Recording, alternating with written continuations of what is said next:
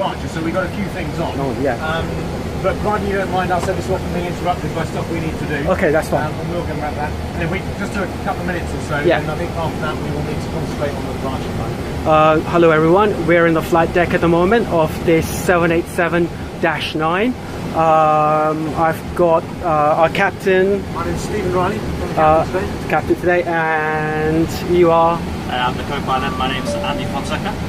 Can you give us a rough guide today as to which flight path we're taking and which way we're going in terms of our flight plan? Which way are we going to fly and come back?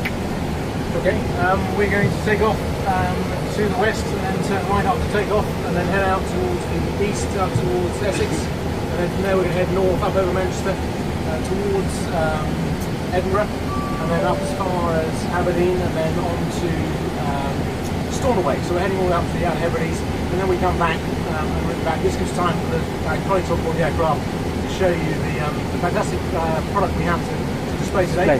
And we should be able for about 2.5 hours before we land back in Heathrow.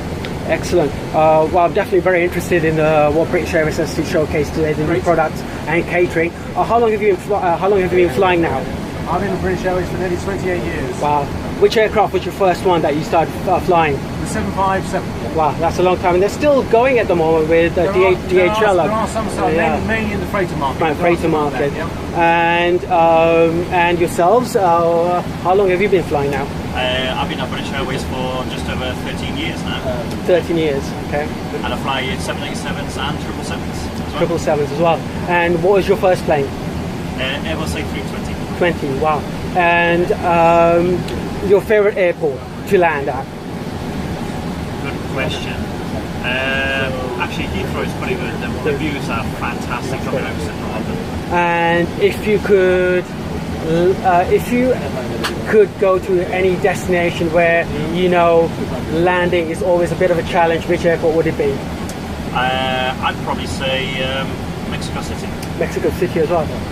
Okay, and yourself, which is your favourite airport to land at? My favourite airport is New York. New York. Kennedy. Yeah. And if you had a choice to land at one of the most trickiest airports in the world, which one would it be? For me, San Diego. San Diego. Yeah, the views are great, but you do follow the buildings in on the way in. Well, thank you very much for your time, and I appreciate all the time you guys given me. And just a quick final view of this amazing 787